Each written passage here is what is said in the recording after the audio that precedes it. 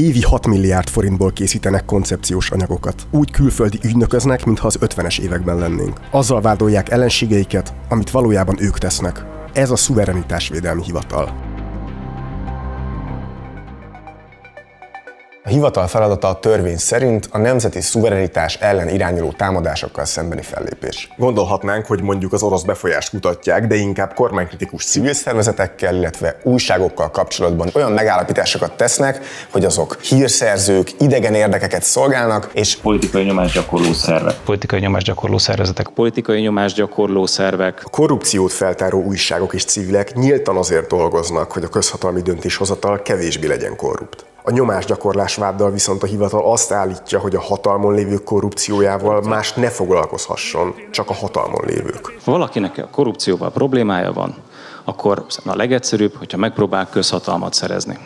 Elindul a választáson, kéri a magyar embereknek a bizalmát, képviselő lesz, többségbe kerül a parlamentben, kormányt alakít, és akkor föl tud lépni a korrupció, a vélt vagy valós korrupció ellen, ami számára problémát jelent. Ha viszont amerikai vagy EU-s pénz is van a kormányzati korrupciót nyilvánosság elé táró intézményedben, te már kapásból nem a magyar emberek érdekét nézed, hanem valójában idegen érdekeket szolgálsz.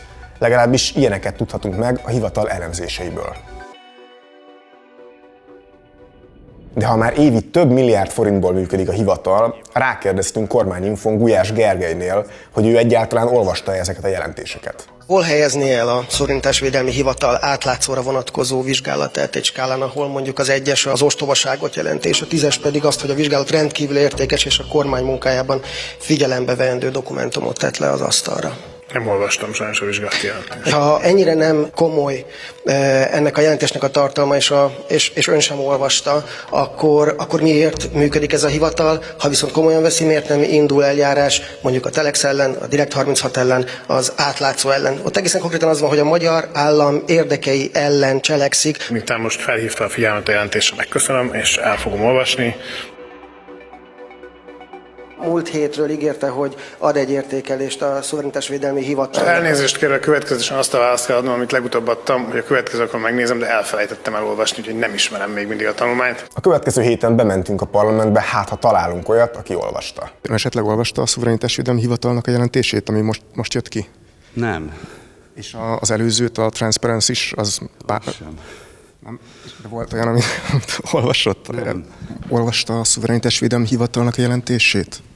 Igen, de elfogom. Elfogja? Igen. Olvasta esetleg, hogy most? Sajnos, úgyhogy ezt követően. Nem tényleg nem. Az előzőt, a Transparency-set? Az sem. Nem? Az sem. Itt. Ez éppen a külpolitikai agenda, tehát van mit olvasnom, ez nem volt köztük. Tud nekünk segíteni, hogy ki az, aki esetleg foglalkozik a Szuverenitásvédelmi Hivatal jelentéseivel? Lehet, hogy ez tudatlanság, de most kapásból nem tudnék rá válaszolni. Esetleg azt meg tudja mondani, hogy ez ki az, akinek el kell olvasnia, vagy ki az érdemes fordulnunk?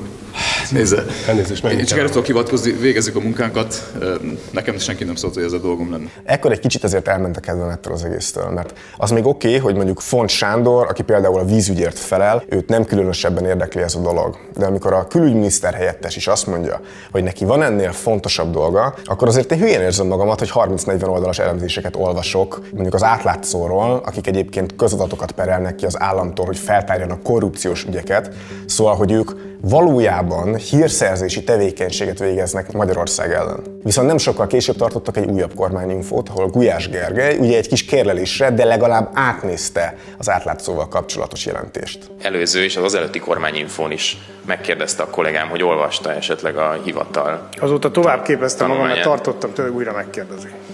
És elolvasta a hivatal tanulmányát? Ugye ebben azt állítja a Szuverenitásvédelmi Hivatal, hogy az átlátszók nyomozóportál, illetve a Direkt 36 gyakorlatilag kém tevékenységet folytat az amerikai kormánynak. Ugye a Szuverenitásvédelmi Hivatal, ami a kormánytól független, tesz bizonyos megállapításokat. Itt az ahhoz való viszonyomat kell tisztázni, ezt nekem kell-e vagy szabad-e kommentálni, és úgy érzem, hogy nem kell. Hát ezek súlyos megállapítások, hogy kém tevékenységet folytat. Tehát, hogy ez valóban így van, és ezt egy állami hivatal megállapítja, akkor nem kéne valamilyen lépést tenni a kormánynak, vagy valami olyan állami hatóságnak? lépés, amit ebben az esetben a kormánynak kell megtenni, nincsen. De és a hatóságoknak, tehát hogyha kémkednek... Én itt hatóságot a kormányon kívül, ha az annak tekinthető, nem képviselek. A hivatal ökotással foglalkozó jelentésénél azt írja: a Szuverenitásvédelmi Hivatal felhívja a magyar állami szervek figyelmét arra, hogy az Ökotárs Alapítvány súlyos szuverenitási kockázatot jelent Magyarország számára. Ezért aztán küldtünk kérdést a miniszterelnöki kabinettirodának, illetve a belügyminisztériumnak is, hogy történt-e bármilyen lépés a hozzájuk tartozó magyar állami szervek részéről, de nem kaptunk választ. Mi egy nagyon szép vallomást várunk magától, Pelikán elvtárs. Elnézést, Virág elvtárs, ez az ítélet. Ami talán az egyik legismertebb a Szuverenitásvédelmi Hivatalról, az az, hogy az egyik vezetője az egy volt 3/3-as tiszt, illetve hogy ott dolgozott a Somkuti Bálint nevű szakértő, aki lényegében lebolondozta az 56-os szabadságharcosokat. Őt aztán ki is rúgták. Megalakult a Szuverenitásvédelmi Kutatóintézet. Az új szervezet tudományos elemzésekkel, hazai és nemzetközi kutatásokkal támogatja majd a hivatal munkáját. Hogy a hivatal mennyire veszi komolyan, hogy tudományos munkát végez? Annyira, hogy amikor a Transparency International-t vizsgálták, akkor Lánci Tamás már a vizsgálat vége előtt 1,5 hónappal tudta, hogy mire fognak jutni. Amit ti folytattok, Miklós, az sajnos ez egy politikai tevékenység, áruhában, civil áruhában. Ezt külföldről finanszírozzák, alapvetően azért, hogy a magyar kormányt, a legitim magyar kormányt gyengítsék. És tényleg, 1,5 hónappal később kijött az a jelentés ezzel az eredménnyel. Hát arról van szó, hogy egy bizonyos kör politikai érdekek mentén megrendel bizonyos kutatásokat, és ezek az eredmények aztán láss csodát beigazolódnak. Természetesen Somkuti Bálint ezt nem a Szuverenitásvédelmi Hivatalra mondta, hanem a globalista elitre. Azzal vádold ellenségedet, amit pont te csinálsz. Így lehet a legkönnyebben zavart előidézni. Ezt a Marx idézetet Somkuti Bálint osztotta meg még tavaly. Mondjuk Somkuti ezt Kamala Harrisre értette. Azonban nem csak ők idézik a kommunista időket. A hivatal kommunikációja simán beleillik a 40-es, 50-es évek rákosista propagandájába. Azelőtt csak azt tudtuk, hogy bizalmas utasításokkal, suttogó propagandával harcol a magyar demokrácia ellen. Most nyilvánvaló lett, hogy külföldi kémszervezetekkel, külföldi érdekeket képviselő befolyásos körökkel is. Felületeiken tendenciózusan külföldi érdekek mentén írtak cikkeket és jelentettek meg. A megvásárolt kormányok teljes mértékben kiszolgálják a külföldi érdekeket. Az átlátszó sosem cáfolta, hogy külföldi érdekek mentén terjeszt dezinformációkat. A guruló dollároknak az atya az egész magyar akciókatolikát egy nemzetközi kémszervezet magyarországi ügynökévé építette ki. Én azt nem vonom kétségbe, hogy vannak lelkes ügynökök. Én sose vontam kétségbe. Vannak lelkes ügynökök, akik meggyőződéssel teszik, amit tesznek. A hivatal azt írja a Transparency International jogi igazgatójáról, hogy bevallása szerint kapcsolatba léptek az Európai Bizottsággal és az Egyesült Államok szerveivel is. A Transparency International ezen szervezetek fizetett ügynöke, vagyis csak rutinszerűen felhívták a gazdáikat. Minden álszemérem nélkül jelenti gazdájának, hogy szökése után első dolga volt Salzburgban jelentkezni az amerikai kémszervezet közép-európai központjában, ahol átvette a neki szánt utasításokat. Képes volt a budapesti amerikai követeknél az ország belügyeibe való beavatkozást sürgetni. A törvény szerint a hivatalnak pártoktól függetlennek kellene lennie. Ezt annyira sem veszik komolyan, hogy már a jelentéseik címében is a Fidesz szókészletét használják. Például mikor a háborúpárti narratívákról írtak. A Szovjetunió a II. Világháború után keletkezett zűrzavaros, a nyugati háborúpártiaktól felkevert hangulatban is megragadott minden eszközt, hogy végre békét, nyugalmat biztosítson. Mindszenty nem a békét szolgálja, hanem a háborúra uszító imperializmus magyarországi ügynöke. A jelentések visszatérő eleme, hogy az adott szervezet dezinformációt terjeszt. A tranzitos beszélgetésen Ligeti meg is kérdezi Láncit, hogy tud-e olyat mondani, amikor a Transparency valótlanságot állított. Tudnál olyan példát mondani, amiben mi valótlant állítottunk?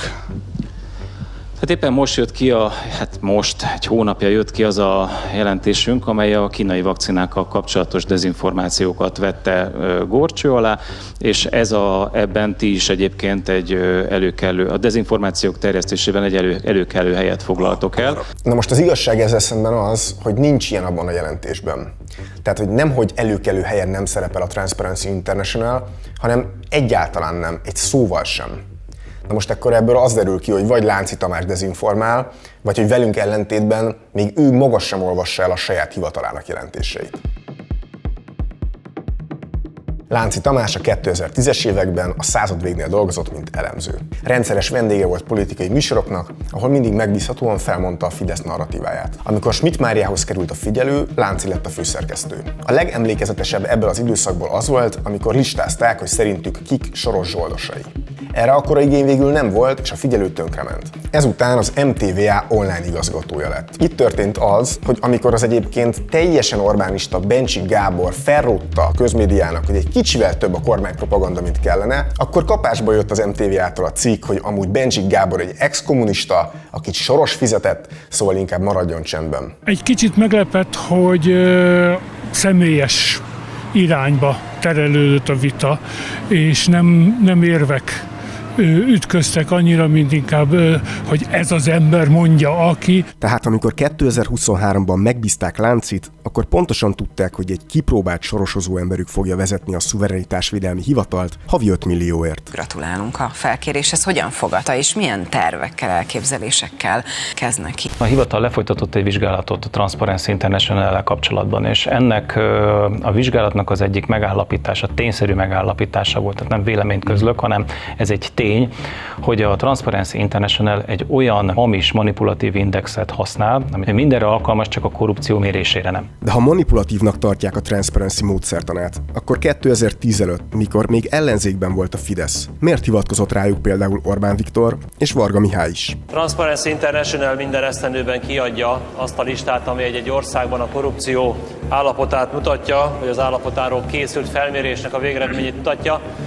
És a legutóbbi 2008. szeptemberében napvilágot látott anyagban azt olvashatjuk, hogy Magyarországon a korrupció mértéke a gazdasági növekedés gátjává vált. Ők ugyanis nem a korrupciót mérik, ők semmi más nem csinálnak, mint amerikai és európai pénzekből érveket szolgáltatnak külföldi szereplőknek, ahhoz, hogy Magyarországot lejárassák. A könyv tényekkel, dokumentumokkal cáfolja meg elsősorban az amerikai rádió által irányított rágalomhadjárat szemen szedett valótlanságait, melyeket a külföldi közvélemény megtévesztésére agyaltak ki egyes stúdiókban és szerkesztőségekben. A beavatkozáshoz teremtenek meg ürügyeket, apropókat. Pártunk, a Magyar Kommunista Párt azzal egyidejűleg, hogy számtalanszor leleplezte a külföldi imperializmus és magyarországi ügynökeinek tevékenységét, mely a nemzeti függetlenség ellen tört, cselekedett is. Minden külföldi befolyásolási kísérletet visszaverünk, és a magunk erejéből fogjuk az urak által elárult országot újjáépíteni. Ön esetleg olvasta a Szuverenitásvédelmi Hivatalnak az új jelentését? Most ez az átlátszós volt. Nem olvastam. És a korábbit, a Transparency-t? Azt olvastam, igen. Egy olyan fajta magatartást tanúsítanak ezek a civil szervezetek, amik nem mindig a közös nemzeti érdeket szolgálják. 2010 előtt még Orbán Viktor meg Varga Mihály is hivatkozott a Transparency-nek a jelentésére. Van, amikor nem azt mondom, hogy minden fekete-fehér, de legalább szürke. Köszönöm. Ugye az elemzések lényege mindig az, hogy akinek a költségvetésében külföldi pénz is van, és emellett kritizálja a kormányt, az idegen érdekeket szolgál, Amerikáét, vagy Brüsszelét, vagy mind a kettőt. A hivatal egyik érve, hogy az amerikai források azok általában egy National Endowment for Democracy nevű szervezethez kapcsolódnak. Ezt a szervezetet 1983-ban alapították azzal a céllal, hogy világszerte támogassák a demokratikus folyamatokat. A hivatal viszont rendszeresen hivatkozik egy 91-es Washington Post cikkre, amiben azt írták, hogy a National Endowment for Democracy lényegében úgy működik, mint a CIA. A szerző már akkor arról írt, hogy hogyan veszik át a Soros maffia álcivil szervezetei a szerepet abban, hogy hogyan avatkozzon be az amerikai diplomácia különböző országok demokratikus működésébe. Amerika érdekeit kiszolgáló embereket, szervezeteket, a tudatipar szereplőit meggyőzve, és az emberek agyát átmosva bele kell avatkozni Amerika érdekében különböző országok belügyeibe. Hát erről ír 91-ben. Nagyon érdekelt, hogy akkoriban kiket támogatott a NED, ezért aztán bogaráztam picit az éves jelentéseiket, és 89-ből találtam egy ismerős szervezetet. A Fideszt. és az emberek agyát átmosva bele kell avatkozni Amerika érdekében különböző országok belügyeibe. Hát erről ír 91-ben. Amellett, hogy vegzálja a kormánnyal kritikus civil szervezeteket és újságokat, a hivatal szankcionálási jogkör nélkül jelenleg egy politikai propagandaeszköz, ami törvényesen közpénzből működhet. A CÖF által fizetett plakátok és a Megafon esetében a közpénzt először közpénzteleníteni kell. Itt ilyen gond nincsen. A propaganda funkció akkor változik, hogyha hatósági jogköröket kap a hivatal, azaz szankcionálhat. Lánci Tamás már tusványosan mondta, hogy szerinte erre volna igény. További jogszabályalkotásra lesz szükség, mert már most látszik, hogy vannak olyan szervezetek, amelyek például Kerek Ferenc megtagadják a magyar állam egyik hivatalos szervének a való együttműködést. Nem tudjuk, hogy mi lesz, de Orbán Viktor már belengedte, hogy a történetnek itt még nincs vége. Most van az a pillanat, amikor ezekkel a nemzetközi hálózatokkal le kell számolni, ki kell őket söpörni, jogilag lehetetlenné kell tenni a létezésüket. Nem lesz kis munka és nagy vita, mondhatnám sivítozás, sipálkolás lesz, de ezt a munkát el kell végezni, a magyar szuverenitást meg kell védeni.